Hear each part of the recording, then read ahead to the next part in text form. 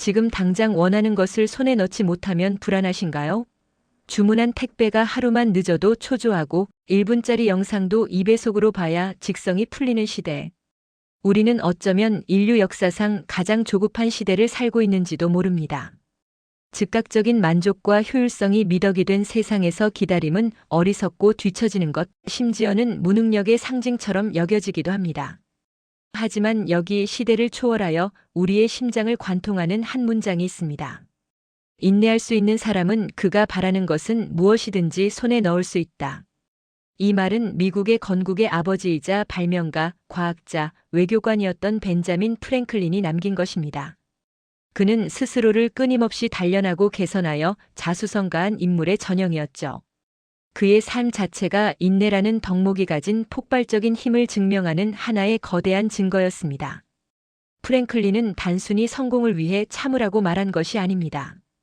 그는 인내를 수동적인 기다림이 아닌 목표를 향한 가장 능동적이고 강력한 전략으로 보았습니다. 과연 이 200년도 더 된 낡은 격언이 빛의 속도로 변하는 21세기에 여전히 유효할까요? 인내가 정말 우리가 원하는 모든 것을 가져다주는 만능 열쇠가 될 수 있을까요?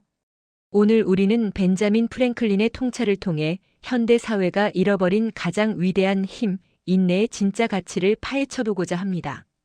이것은 단순히 성공에 대한 이야기가 아닙니다. 당신의 인생 전체를 뒤바꿀 수 있는 시간에 대한 지배력과 자기 자신에 대한 믿음에 관한 이야기입니다. 인내는 대체 무엇일까요? 단순히 이를 악물고 고통을 참아내는 것만을 의미할까요?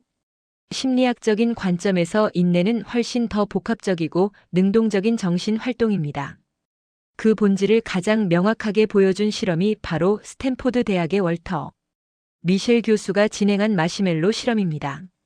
아이들 앞에 마시멜로 하나를 놓고 15분 동안 먹지 않고 기다리면 하나를 더 주겠다고 약속했죠.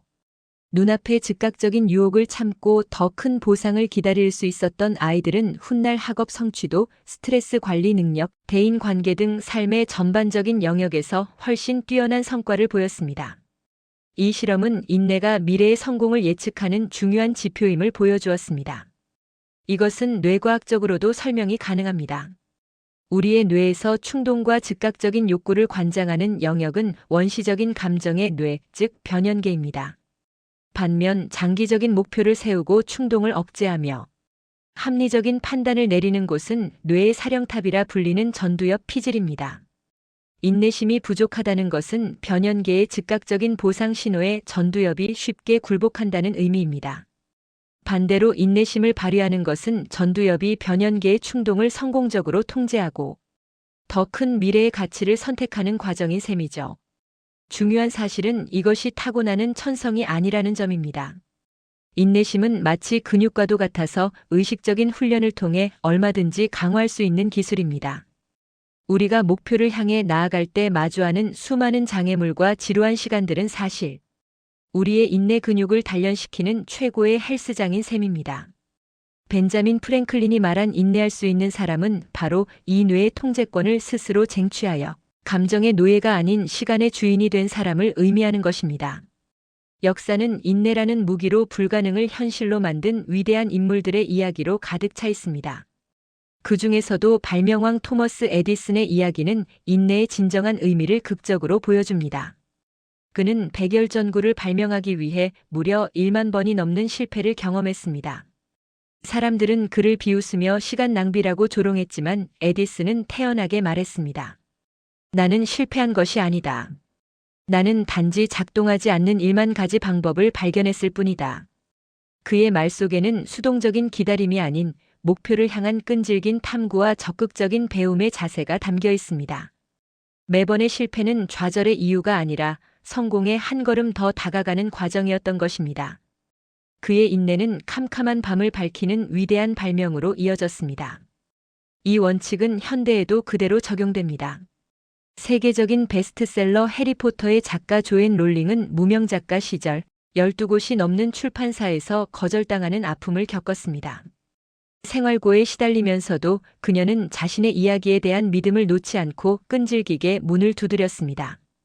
만약 그녀가 몇 번의 거절에 좌절하고 글쓰기를 포기했다면 전 세계 수억 명의 사람들을 웃고 올린 마법의 세계는 영원히 존재하지 않았을 겁니다. 아마존의 창업자 제프 베이조스 역시 인내의 경영을 실천한 대표적인 인물입니다. 그는 창업 초기 수년간의 적자를 감수하면서도 단기적인 이익에 연연하지 않았습니다. 대신 모든 수익을 고객 경험 개선과 물류 시스템 구축이라는 장기적인 목표에 재투자하는 인내심을 발휘했습니다.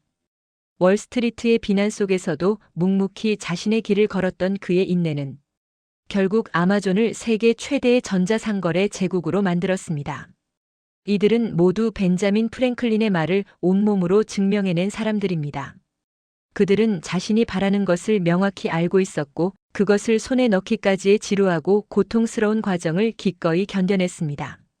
그렇다면 우리 역시 어떻게 이 위대한 인내의 힘을 우리 삶의 무기로 만들 수 있을까요? 첫째, 관점을 재설계해야 합니다. 목표 달성까지의 시간을 견뎌야 할 고통이 아니라 성장과 배움의 기회로 바라보는 것입니다.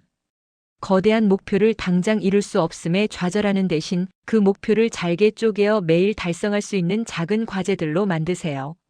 그리고 그 작은 성공 하나하나를 충분히 축하하고 스스로를 격려하는 겁니다. 이것은 긴 마라톤을 완주하기 위해 눈앞의 1km에만 집중하는 것과 같습니다. 둘째, 일상 속에서 의식적으로 지연 만족을 훈련해야 합니다. 스마트폰을 확인하고 싶은 충동이 들 때 딱 5분만 참아보세요.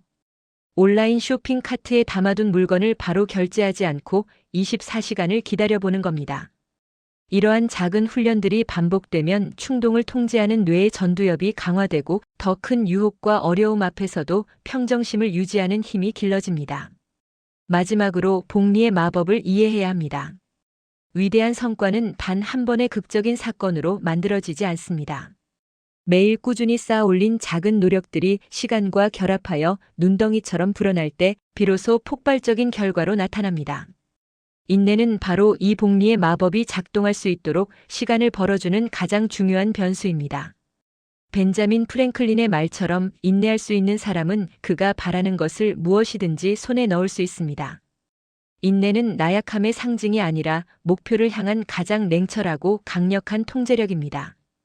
그것은 긴 호흡으로 세상을 보고 눈앞의 파도에 휩쓸리지 않으며 결국 원하는 항구에 도달하고야 마는 지혜로운 항해술과 같습니다. 오늘 당신의 삶에서 어떤 작은 인내를 시작하시겠습니까? 그 작은 시작이 당신이 원하는 모든 것을 가져다 줄 위대한 여정의 첫걸음이 될 것입니다.